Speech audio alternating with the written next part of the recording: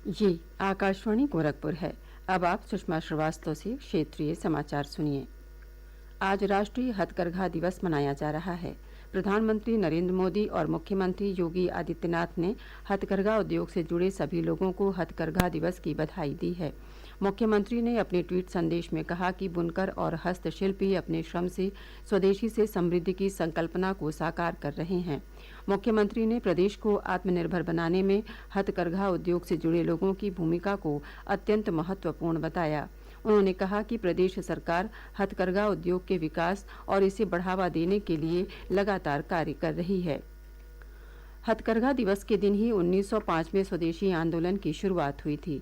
प्रधानमंत्री नरेंद्र मोदी ने वर्ष 2015 में राष्ट्रीय हथकरघा दिवस मनाने की घोषणा की थी। उन्होंने कहा था कि देश में सभी परिवार खादी और हथकरघा से बना कम से कम एक उत्पाद जरूर खरीदें। पेश है हमारे संवाददाता की ये रिपोर्ट।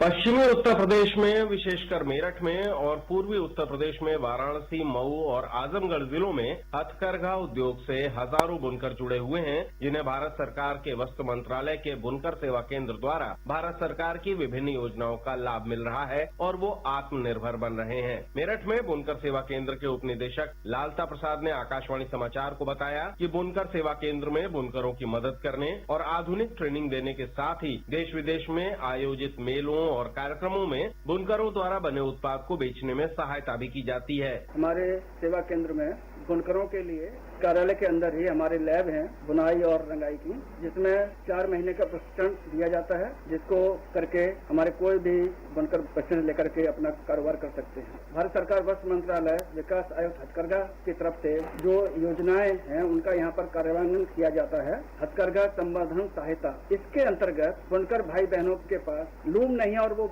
लूम चलाना जानता है, हथकरघा चलाना जानता है, तो भारत सरकार लूम खरीदने के लिए 90% कीमत देती है। आज राष्ट्रीय हथकरघा दिवस पर प्रदेश भर में विभिन्न कार्यक्रमों का आयोजन किया जा रहा है। मेरठ में संगीता श्रीवास्तव के साथ सुशील चंद्र तिवारी, आकाशवाणी समाचार, लखनऊ।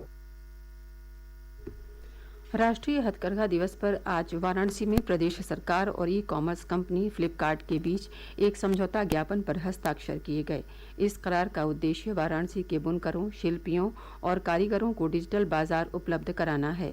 कार्यक्रम में केंद्रीय सूक्ष्म, लघु एवं मध्यम उद्योग राज्य मंत्री भानु प्रताप वर्मा उपस्थित रहे।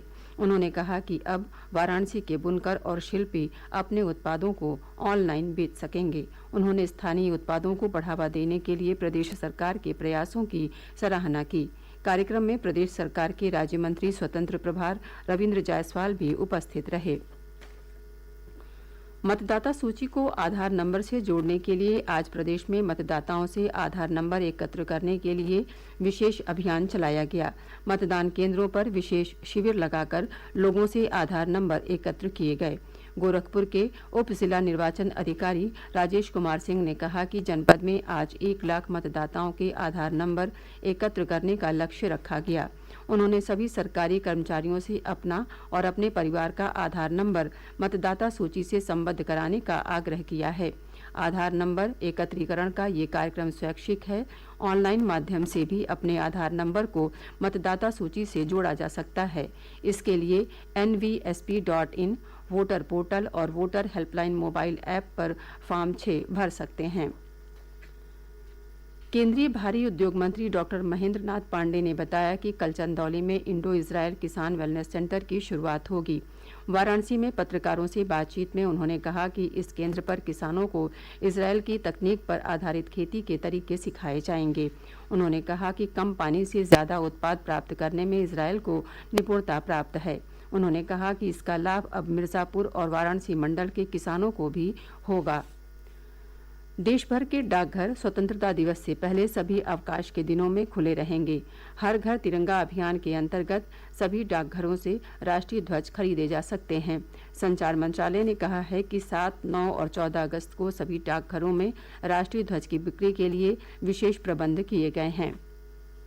ये समाचार बुलेटिन हमारे YouTube channel AIR news Gorakhpur और ट्विटर हैंडल AIR न्यूज़_GKP पर भी उपलब्ध है।